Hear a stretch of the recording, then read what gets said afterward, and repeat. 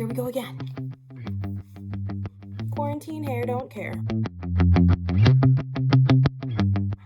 Welcome to my channel. For those of you who don't know me, my name is Amanda Farmer, and I'm a Awordgardener. I'm a middle school educator in the Bay Area, California, and I've created this channel to help new teachers. Maybe you've just applied to a credential program, maybe you've just finished one, and now maybe you're looking for a job in the world of education. This video is to help you sort out what skills are most important to put on your resume and your cover letter. Schools are facing some crazy budget cuts right now, so to get a job in today's climate, you need to stand above the crowd. The best way to do that is to highlight the most valuable skills and trainings that you have at your disposal. Let's face it, administrators and interviewers are not going to study your resume and cover letter. They're just going to skim it to make sure that you've got the skills they're looking for. The rest is going to come out in the interview. So what skills should you highlight? Where do you even start? I have 5 skills in mind that will help you set yourself apart from the rest of the applicants and get noticed. Number 1, tech savvy and experience. Many districts use Google Suite for Education. These are programs like Gmail, Google Classroom, Google Forms, Google Slides, Google Docs. Those are the things you're going to need to know for most jobs. It might be really valuable for you to get Google certified. There's a pretty easy process. I'll link it in the box below so that you can do a little bit of research into what that entails.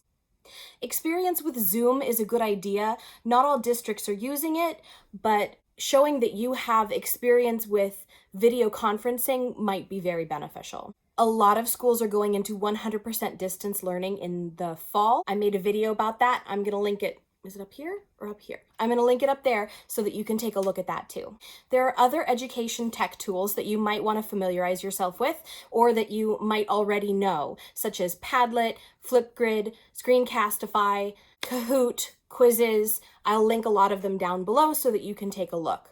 Depending on your subject, there might be other technology tools that are valuable for you to mention on your resume and cover letter. For science, there are things like National Geographic, NASA, NOVA. For math, you might include Plickers or SumDog. For social studies, if you're very familiar with iCivics or Stanford History Education Group, those might be good things to mention. And for English, there's things like No Red Ink and Grammarly. No matter your subject, you might also want to familiarize yourself with Newsy LA and Khan Academy. Those are going to be very, very big in the fall, especially when most schools turn to distance learning for education.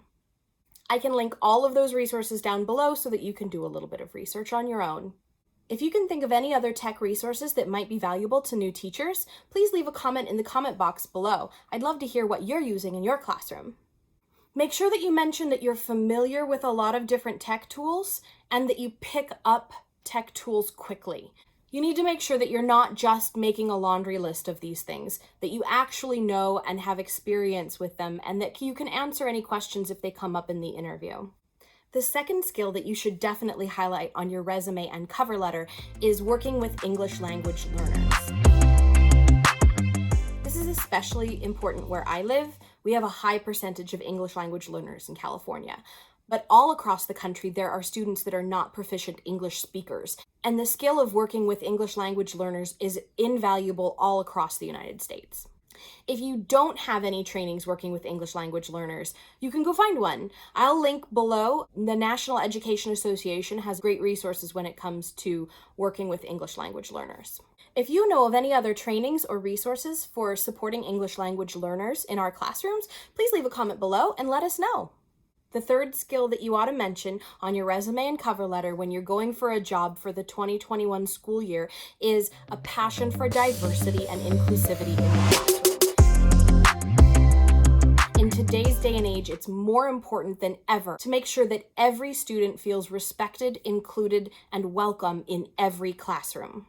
One of the reasons that I wanted to be an English teacher was to give students mirrors and windows. They should be able to see themselves and others in all of the curriculum that we read in the English classroom. Not just the characters, but in the authors and the perspectives.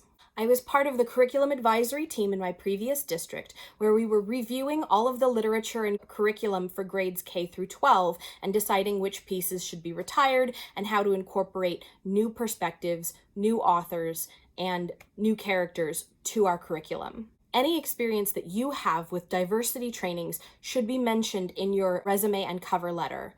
This will definitely make you a more attractive candidate at the school where you're applying. TeachingTolerance.org has some invaluable resources when it comes to diversity and inclusivity in the classroom. I'll link them below so you can take a look. The fourth thing you definitely need to mention on your resume and cover letter is standards-based curriculum or standards-based instruction. It's important that whoever is interviewing you can tell that you know what you're talking about. There's a reason that we have standards in our states, and there's a reason that they're so important. 9 times out of 10, whoever is interviewing you is very familiar with the standards in your state, and they'll know if you don't know what you're talking about. I recommend that new teachers print physical paper copies of all the standards and review them before they go in for an interview. These printed copies of the standards will be really helpful for you in your new classroom as well. It's a good idea to post them in your classroom so that the students know what they're supposed to be learning on any given day in class. The fifth and final skill that you need to highlight on your resume and cover letter is that you're a team player and that you're available this summer. A lot of sites are going to school in the fall 100% distance learning. That means that a lot of the teachers who are working at these sites are going to need extensive training and professional development. You want your potential employer to know that you work well with others and that you're available for those trainings and professional development over the course of the summer. Especially in today's climate, when we're all sort of flying by the seat of our pants, it's important to know that you're not only available for these trainings, but that you're open to them, and you're going to go into them with an open mind. It's a good idea to mention that you're a lifelong learner and that you're passionate about improving your craft. Administrators and interviewers want to hire a pleasant person. They don't want to hire someone who thinks that they have nothing to learn. Thanks for watching all the way through to the end of the video. I appreciate it more than I can say. If you have any questions about what I've mentioned here, or if you have any other suggestions that I didn't think of, please leave a comment in the comment box below and we can start a conversation. If you found this informative, inspirational, or at least entertaining, please give this video a thumbs up and share with your teacher friends, or your potential teacher friends. Make sure to subscribe to my channel and hit the bell below so you'll be notified whenever I post new content. Don't forget to tend your garden, and I'll catch you in the next video. I think that's everything I wanted to say. I think I got it all.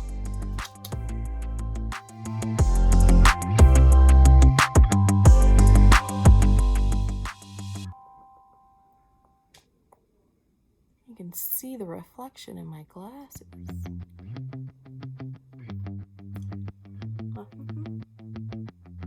Bleh. Bleh.